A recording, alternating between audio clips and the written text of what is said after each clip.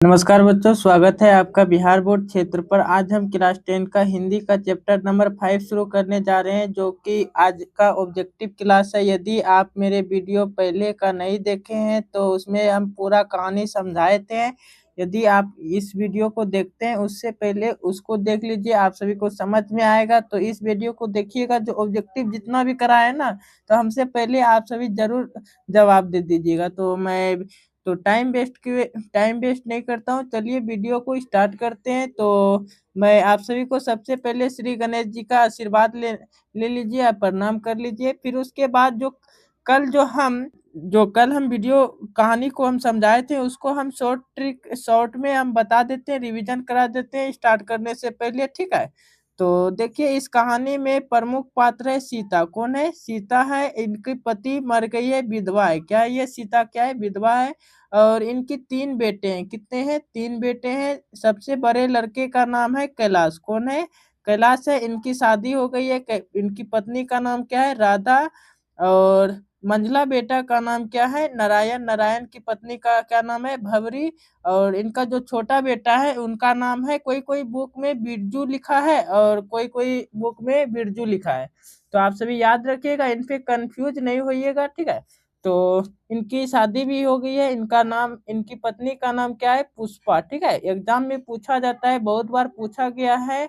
और देखिए ना, यहाँ पर माँ जी को क्या क्या खाने के लिए देता था ये खाने में। तो नाहर सिंह वाले दिन क्या दिया था? दाल का हलवा दिया था शायद, ठीक है। और उसके बाद रसमलाई खिलाया था। कौन? बबरी। उसके बाद ये अमीरी अमीरी दिखाने के लिए ताना मारता था ये पुष्पा, ठीक है। फिर उसके बाद देखिए, लेखक परिचय देख लेते हैं। लेखक कौन है? इनका सावरदैया। कौन है? सावरदैया। 21 भाषा में है, तो राजस्थानी भाषा में। हम सब हिंदी भाषा में पढ़ते हैं, तो हिंदी भाषा में अनुवादक कौन है इनके? तो आप सभी याद रखिएगा, सावरदैया ही हिंदी में अनुवाद किए हैं, ठीक है। फिर उसके बाद देखिए ना, पर नियम 1 में देखिए क्या लिखा है। एक एक महीने बारी बारी से खाना। जो माँ जी थी सीता, तो 3 बेटे थे, तो तीनों ने फैसला कर लिया था, 1 महीना हम रखेंगे, 1 महीना तुम रखना, फिर उसके बाद छोटा भाई रखेगा, ठीक है।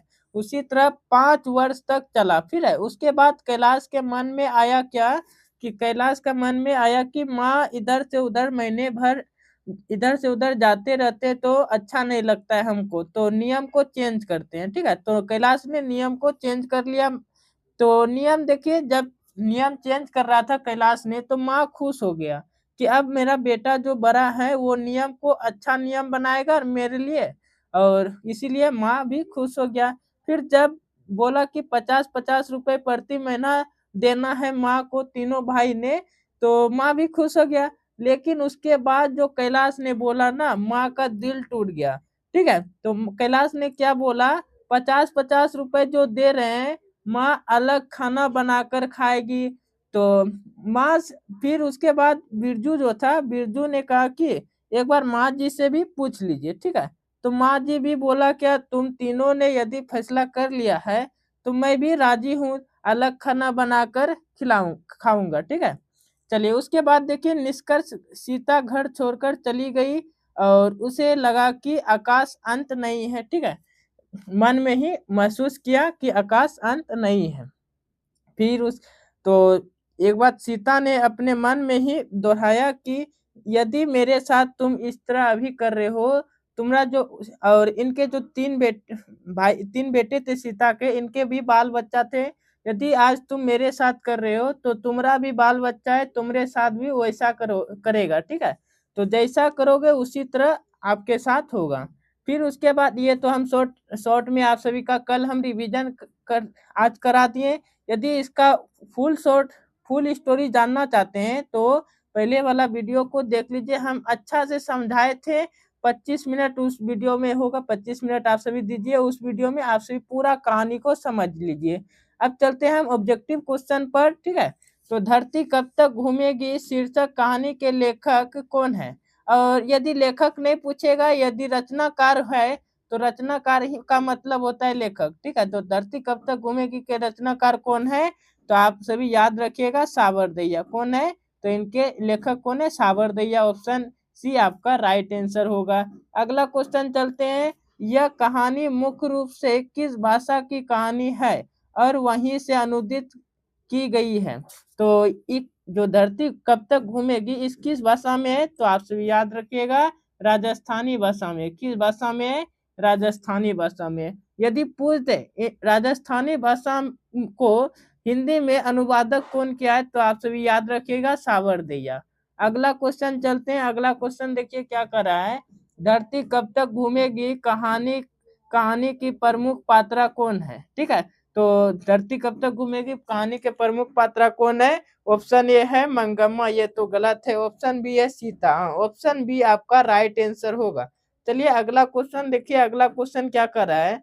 सीता के कुल कितने बेटे थे? सीता के कुल कितने बेटे थे? अभी तुरंत बताएं, रिवीजन जो करा रहे थे शॉर्ट शॉर्ट में, तो आप सभी को याद रखना है 3 बेटे थे। कितने थे? 3 बेटे। ठीक है, अगला क्वेश्चन देखिए क्या कर रहा है। सीता के सबसे बड़े बेटे का क्या नाम था? सीता के जो सबसे बड़े बेटे का क्या नाम था? तो आप सभी याद रखिएगा, कैलाश। क्या था? कैलाश था। अगला क्वेश्चन चलते हैं। अगला क्वेश्चन देखिए क्या कर रहा है।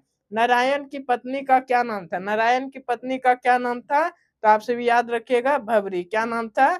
भवरी। फिर उसके बाद देखिए अगला क्वेश्चन क्या कर रहा है। सीता को अपने ही घर में कैसा महसूस हो रहा था?